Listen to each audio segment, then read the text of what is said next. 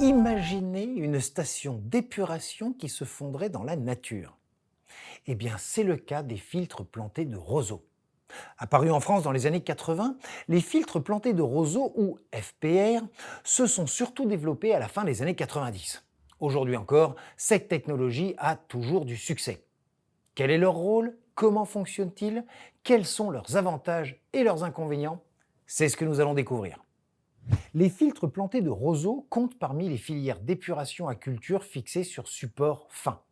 Ils reposent sur deux mécanismes principaux: la filtration superficielle, qui correspond à la rétention physique des matières en suspension, et la dégradation biologique des matières dissoutes par des bactéries aérobies développées dans les filtres. Sur une filière classique, on retrouve deux étages de filtres plantés de roseaux à écoulement vertical. Chaque étage est généralement constitué de deux ou trois casiers. Nous détaillerons leur fonctionnement un peu plus tard dans la formation.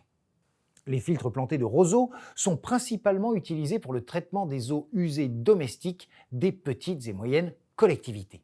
Cependant, il existe d'autres types d'applications des filtres plantés de roseaux, notamment le traitement d'effluents industriels, la déshydratation des boues, le traitement des eaux pluviales et aussi en assainissement non collectif.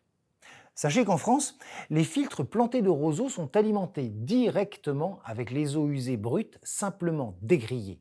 Il n'y a donc pas de pré-traitement type décanteur, digesteur ou fausse toutes eaux.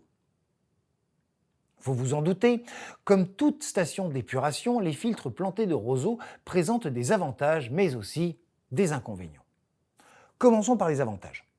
Tout d'abord, on peut noter que ces systèmes s'intègrent de manière esthétique dans les paysages grâce à la végétation naturelle qu'ils offrent. Ensuite, d'un point de vue plus technique, on enregistre de bonnes performances épuratoires sur la pollution carbonée, les matières en suspension et l'azote ammoniacal. L'alimentation directe des filtres en eau usée permet de limiter la fermentation, réduisant ainsi les odeurs nauséabondes. De plus, ces filtres sont robustes aux variations hydrauliques. Par ailleurs, les filtres plantés de roseaux ne nécessitent pas de gestion des boues au quotidien, car ils fournissent un environnement favorable à la dégradation des boues par des processus biologiques. Aussi, contrairement à d'autres systèmes de traitement des eaux qui peuvent être bruyants, les FPR sont silencieux, ce qui en fait une option particulièrement appréciée dans des environnements où la tranquillité est recherchée.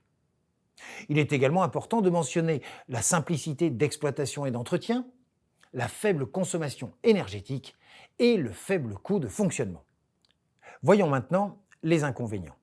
Premièrement, on constate un faible abattement de l'azote global et du phosphore total pour la filière classique. Sachez tout de même que des développements sont en cours afin d'améliorer leur performance. Ensuite, les filtres plantés de roseaux requièrent un espace suffisant pour leur implantation. L'emprise au sol est donc relativement importante.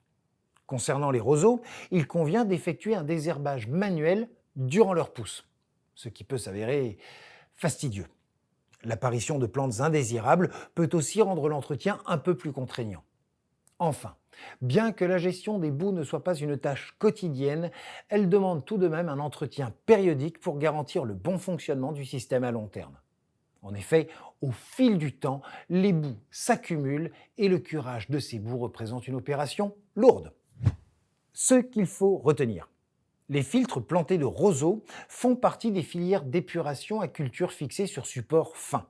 En filière classique, on trouve deux étages de filtres plantés de roseaux à écoulement vertical. Ces systèmes utilisent deux mécanismes principaux: la filtration des matières en suspension et la dégradation biologique des matières dissoutes. Ils permettent d'assurer le traitement des eaux usées domestiques des petites et moyennes collectivités.